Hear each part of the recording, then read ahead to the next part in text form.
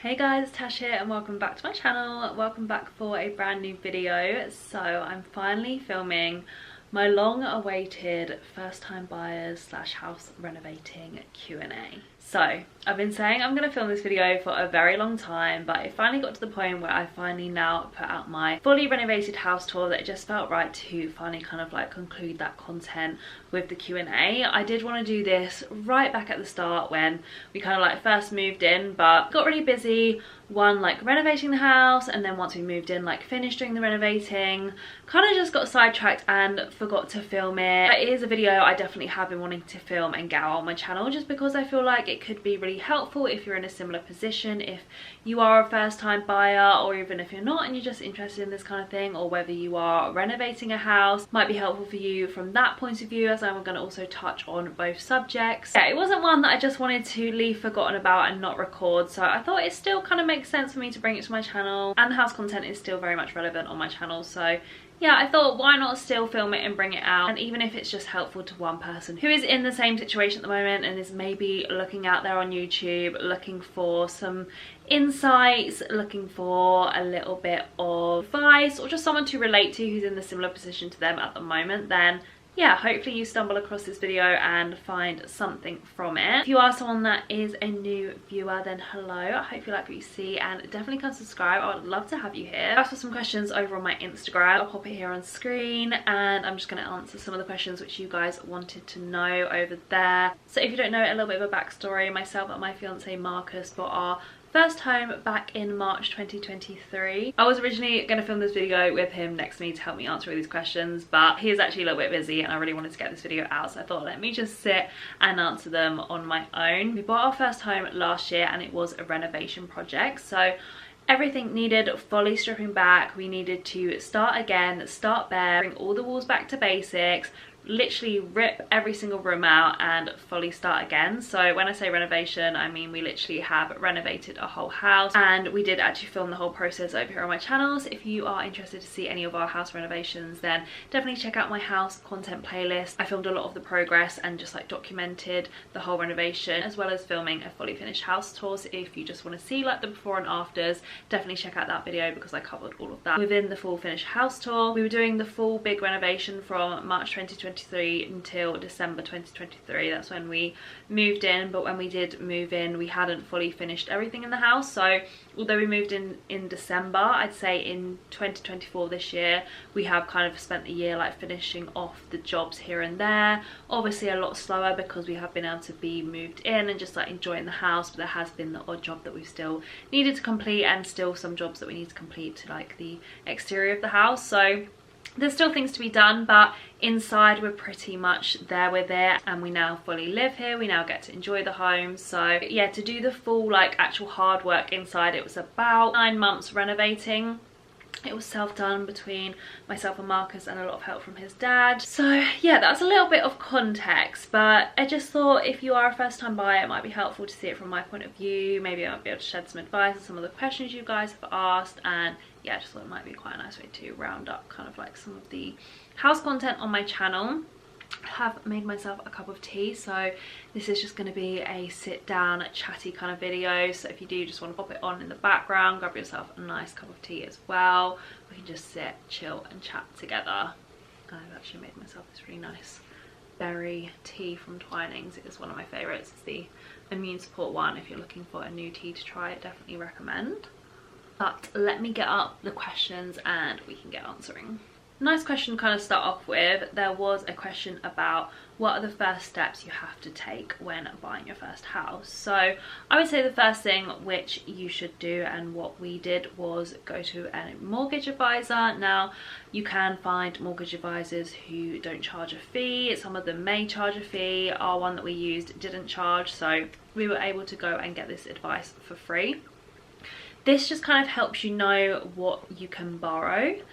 Once you've sort of looked at how much you can borrow, then obviously that's a good like benchmark for you to then go and look at what you can afford and what you can buy. So yeah, I would definitely recommend speaking to a mortgage advisor. Obviously he just wanted to know what we both earned, what both our salaries were, and that then combined decided on how much we could borrow. So This, I would say, is the first step. Then once we obviously had the house going forward, we used the same mortgage advisor to get our mortgage in principle. So that you need about 3 months backdated bank statements, so you both need to take that along just to help them with getting the mortgage in principle. Again, still deciding like how much you can borrow, putting all your information through. We also had to provide 3 months worth of pay slips, so that's another thing to remember to take with you. And then once we had our mortgage in principle, we then had to enlist a solicitor. So that is then the sort of next big thing to do, next thing to choose on, and the next big thing, which is going to cost money. So we decided to get a few quotes online, and in the end we actually decided to go with an online solicitor. So never at any point did we ever go into like a physical office and like speak to anyone or sign any papers in person. It was all literally online, electronic. We had this little app, like a portal, where all of our files would go onto. We'd talk to them through this app, and this I would actually recommend. I don't think in like this day and age you do need to have a solicitor that you can be able to go in person, because even if they are down the road to you, I still think most of the time they're probably going to send you the stuff via email. Online, you're still going to sign it online. You don't really go in anywhere and sign a physical version of anything anymore. So if it works out cheaper for you, I would definitely still recommend going with an online person. The people we actually used were really slow, but then I feel like, I don't even know if that's a reflection on them as the solicitors. I feel like that is just solicitors in general. It just seems to be the thing that is the bane of everybody's life when buying a house. It is the thing that makes the process so slow. They're always so hard to get hold of. You're constantly chasing them up, and yeah, they just seem to be really slow. I don't know what it is. But yeah, so we didn't have an amazing experience with our solicitor, but at the same time, I don't think that was down to it just being like an online one. I would still recommend that. I don't think you need one where you can go to them in person. So that can kind of help with bringing your quote down a little bit, because you can kind of just look anywhere for a solicitor. It doesn't have to be one in your area. But I would say definitely look around, get a few quotes, and definitely read reviews. Definitely read a lot of reviews before you decide on one. So yeah, I would say they're the kind of big first few steps you need to take.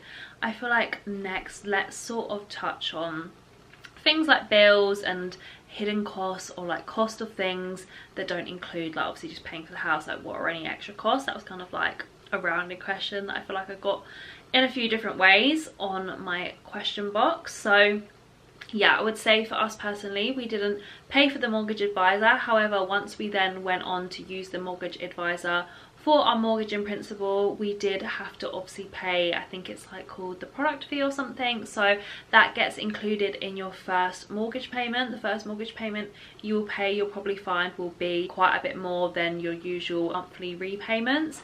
This is just because I believe they're adding on like your bill basically for your mortgage advisor. I really don't know the like full specific terms on it. I don't exactly know what I'm talking about. I feel like being a first-time buyer was very eye-opening and very hard, very stressful.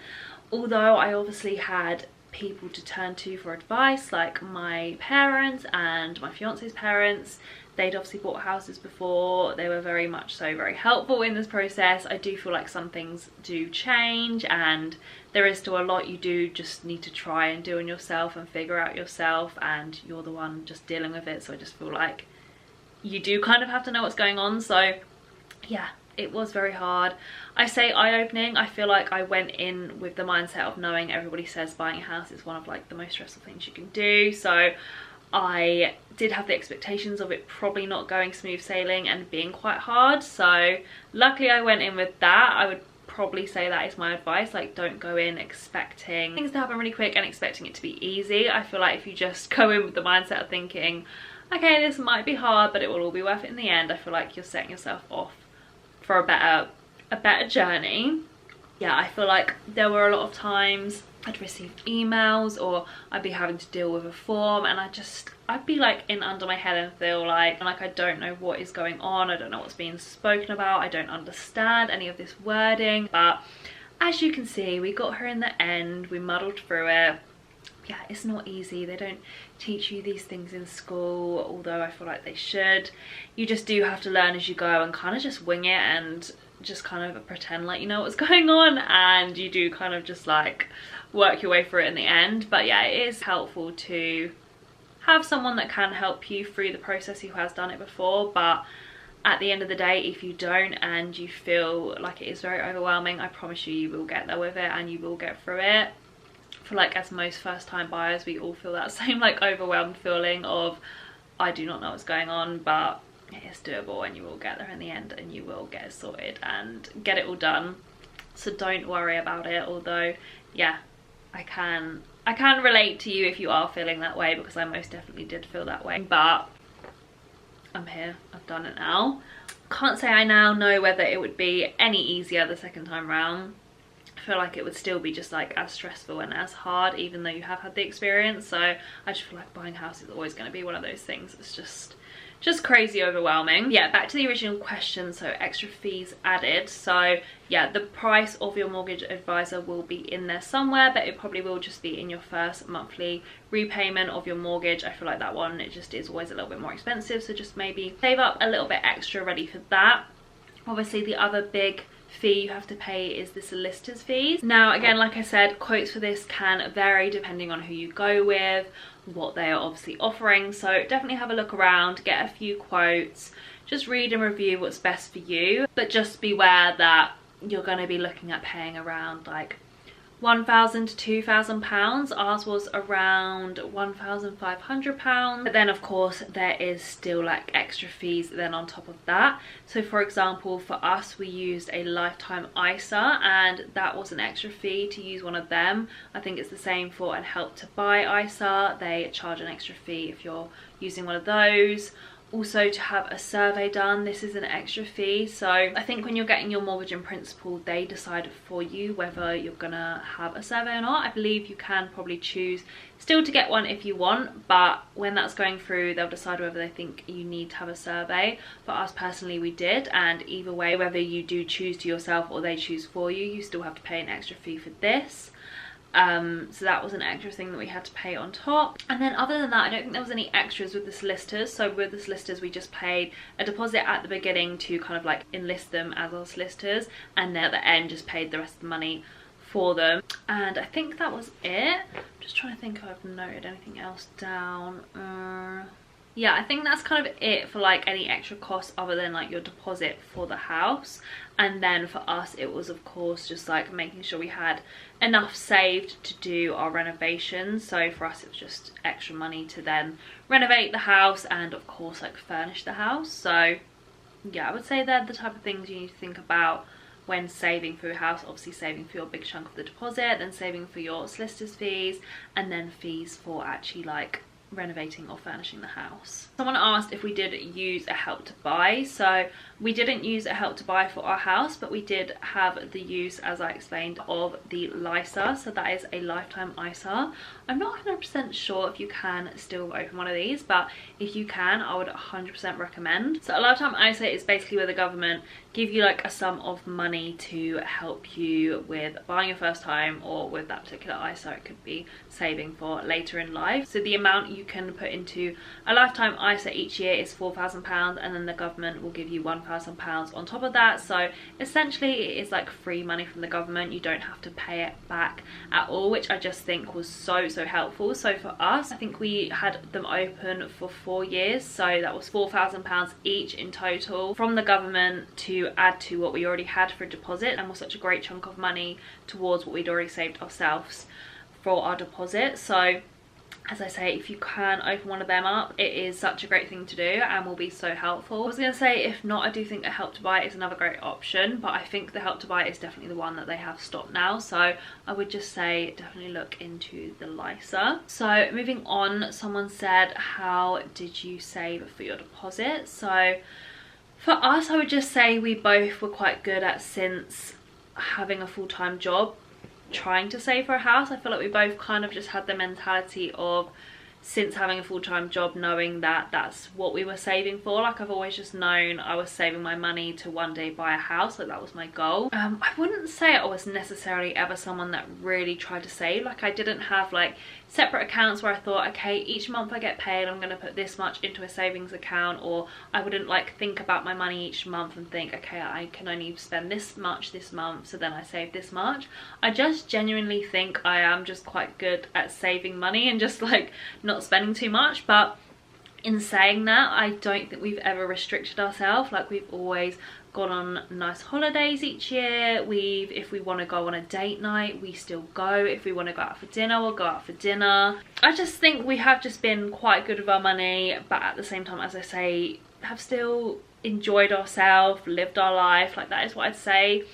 Either way, whether you are someone that does like to just put away a little bit each month and actually think about your savings and think about how much you want to spend and how much you want to save, like if you are putting more thought into it, then I would say just still don't restrict yourself too much. Just still enjoy yourself. Make sure you still go out a few times and do what you enjoy, but yeah, maybe do just try having different pots, and each time you get paid, taking out a certain amount from your wage, putting into your savings.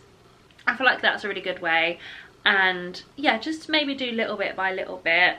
But for us personally, it's just been something we've just built up over a few years. Yeah, don't have too many tips and tricks on saving, but for us it was just like a progress. Like, just over a few years we just built together this money, and I feel like doing it together really helped. And obviously, yeah, just halving everything and having both of our monies in there obviously just helped bring that money together a lot quicker.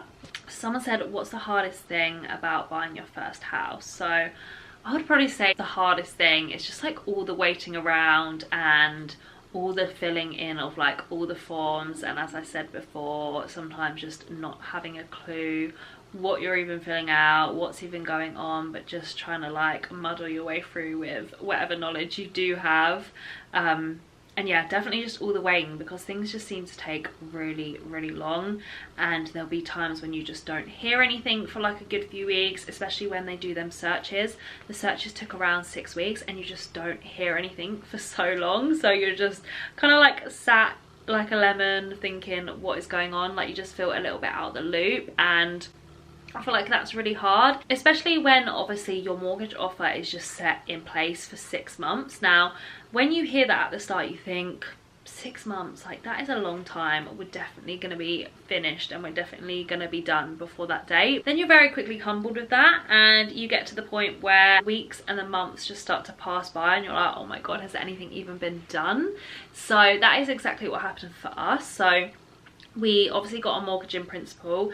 It was at a time when the rates had actually quite significantly dropped, and they were at a really decent rate and they weren't too high, and we just about got enough money with our mortgage that we needed in order to buy the house. So we were slightly worried about this, because we were worried that we were going to lose this mortgage offer. We may not then be given the same mortgage offer the next time we'd have to reapply for it. The interest rates might have gone up, therefore our repayments may have been more expensive.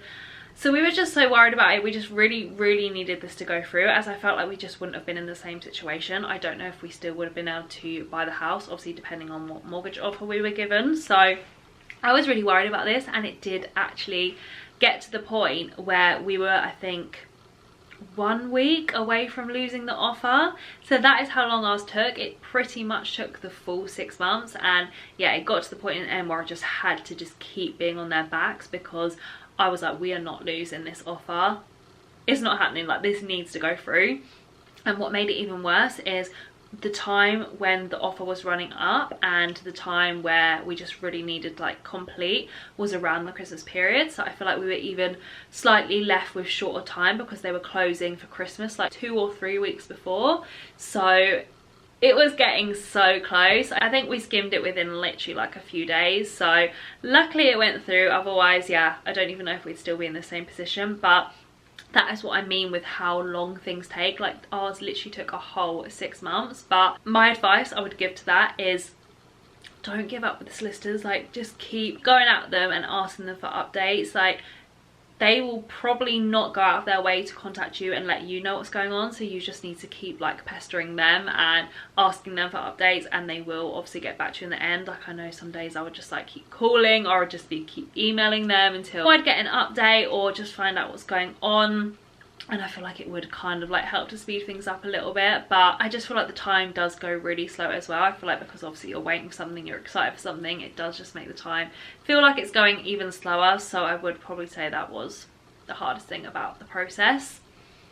Someone said, how did you feel about moving out? So I feel like we were very excited to move out. I've definitely touched on this in a video before, but we definitely felt really ready to move out. I think we'd been together about 5 years when we had moved out, so we definitely just felt ready in our relationship to kind of like move to that next step of wanting to live together, wanting to spend every day together. And I feel like neither of us had like a worry in that. I just feel like we both knew we would definitely get on really well living together. I know some people obviously worry. I feel like some people say you don't know someone until you've lived with them, but luckily we have had such a positive experience with it. I of course did have that like fully bittersweet feeling of leaving like my childhood home, leaving my parents, and yeah, just not knowing how I was gonna feel with that big change and that kind of like end to an era of your life, I guess. Like, it is an end to an era of growing up with your parents, your siblings,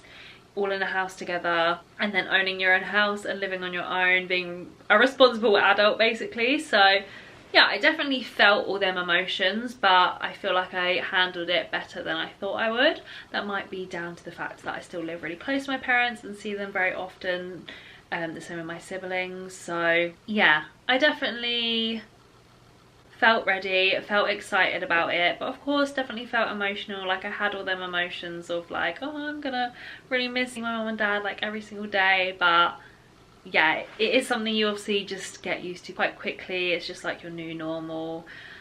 And yeah, I was obviously so worried about like just being an adult and adulting, dealing with bills, dealing with money, housework, cooking every day. I guess probably because I also never went to uni, so I never had that feeling of moving out anywhere and just like living without my parents. So yeah, it was obviously quite a difference, but I feel like we both adjusted really quickly and really well, and as I say, have kind of just like thrived in living together. We really enjoy living together, and like in ways it's only made us stronger. So yeah, it's definitely a positive and we love it so much. Next question: do you have a joint bank account and do you pay equal bills? So yes, we do. As soon as we moved out, we decided to set up a joint bank account, and that is exactly how we do it. We do just split all of the bills. We just put the same amount each into the joint account, and then we made sure that all of our bills get taken out from that account. So yeah, we just set them all up to come out of the joint account, and that just works really well for us. Another similar question, someone said, how do you split housework, etc.? So we are quite good at splitting this quite equally. So for example, if I've cooked dinner, then Marcus will clean it away, or on the weekend we quite like to do like a Sunday reset and like deep clean the house, and we usually like split that. So I'll be cleaning the kitchen whilst he's cleaning the bathroom, or vice versa. Or if I'm like doing the dusting, I'll get him to do the hoovering.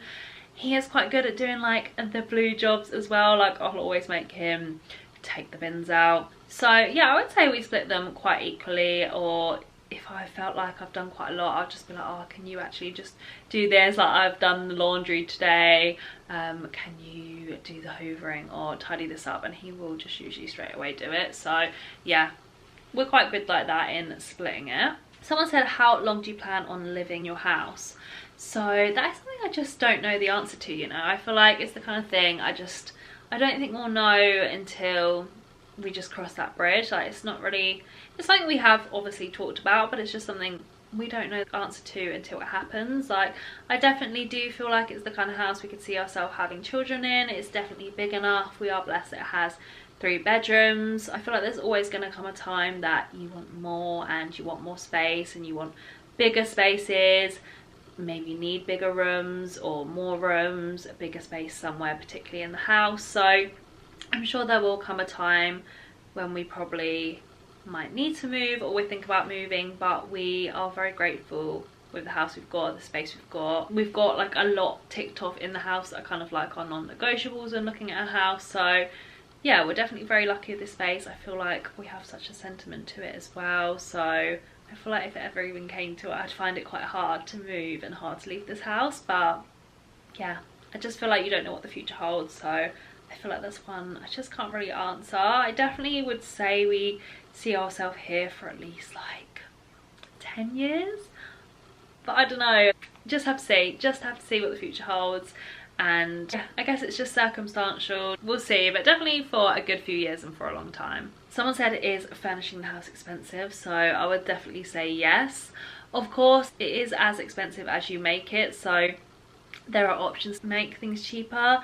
Facebook Marketplace is a great place for secondhand furniture, things like sofas. I feel like there's always people selling sofas on the marketplace, even just like decor pieces, there's always a lot of it on there, or charity shops. So yeah, it's as expensive as you make it. I feel like because we had sort of like budgeted in enough to do furnishing, and we obviously had renovated each room, we kind of started from scratch. We wanted to put our own stamp on a place and we wanted it to be exactly how we wanted. We did, yeah, budget in enough to furnish the house, but I would say it was quite expensive. For example, big costs were like getting blinds and curtains, the carpet's obviously a big cost, and flooring. The sofa that I'm sitting on, one of the biggest costs. Getting IKEA wardrobes was a real big cost, like the amount that I obviously wanted in my wardrobe room, that was probably just as much as things as like the carpet and the sofa. Even like the mirrors I chose were quite expensive. Just like little bits and bobs are expensive, like bedding, that's expensive. Lamps are expensive. Bed, just, oh, the dining tables are really expensive, but again, there's so many of them on Marketplace, so it really can just be as expensive as you want it to be. But I guess in any way, yes, it is expensive, just because if you're starting from scratch, there is a lot you obviously need to buy. Okay, and lastly, I'm just going to finish on some renovation questions. So one question I got: do you think you saved money by buying a property that needed renovating / spending money on renovating rather than buying one ready to move into / a new build? So for us personally, buying a new build was probably never going to be an option. Like either way, whether we needed to fully renovate somewhere or just like do a little bit of renovating, we always knew we wanted a house that, yeah, probably needed a little bit of work rather than buying a new build. That was just personal preference. Now, doing a full renovation, I do think it was worth it. I think definitely worth it in the fact that I feel like we've added quite a bit of value to the house. The mortgage that we were offered only probably stretched us to the amount to buy a house that needed renovating, and then we were still able to save a bit back from our deposit to keep for renovating, whereas I don't think we would have ever been lent enough to buy a like fully done house, if that makes sense, especially in our area. We just do live in a very expensive area where houses are expensive, and they're expensive for what they are. It is very tough for people like our age to even like move out in the area that we live. So I do definitely feel like we have saved money this way / also made money this way. And also in the other part of your question, you asked, and how was budgeting for renovation? So as I say, we just made sure, instead of all of our money saying we had that for a deposit, we just made sure we kept some back that we knew we'd need to do the renovating. And also, of course, once we had our mortgage offer in place, we kind of knew whilst the house was going through, so like 6 months worth, we knew that gave us another 6 months to save a little bit more money for the renovation. So we knew we had already saved our amount that we needed for our deposit. We'd already had that ready to go. So then in the next 6 months, we had that extra time to continue saving up for the renovation, which obviously really helped to add that money ready for that. So as we were doing the renovation, obviously we were also earning as well each month. So each month we were earning, we were just making sure we'd keep a little bit of money for that, for the renovations. Obviously at this point we were needing to pay for a mortgage and bills too, so obviously that came first with the payments, but then any extra money kind of was just saved for doing the renovating. But most of it we did already have saved anyway, so yeah, we just sort of did it that way. But I definitely am very glad that we did this renovation. The best part about it as well is that every single room we've been able to put our own stamp on and fully make every single decision. Like even with a new build, there are obviously bits that you do either just like compromise on, or you just go with what they've given you, or the same with buying a house. You may not have chosen the kitchen that they have, but you think it's okay, so you're just going to go with it. Or sometimes you look at a house and you think, the kitchen or the bathroom is fully livable, but it's not exactly what I want, so you go in and change that anyway. Whereas with this, we started completely from scratch and redid every single room, so it meant that every single room was our decision. Like, every single room has been made to look like exactly what we wanted, which is, yeah, quite amazing, because obviously, like I'm saying, sometimes you'll move into a place and you'll maybe have to compromise on the look of the kitchen or the bathroom, whereas here we made every single decision and it's exactly how we want it. So yeah, I'm very, very happy that we did decide to do the renovation.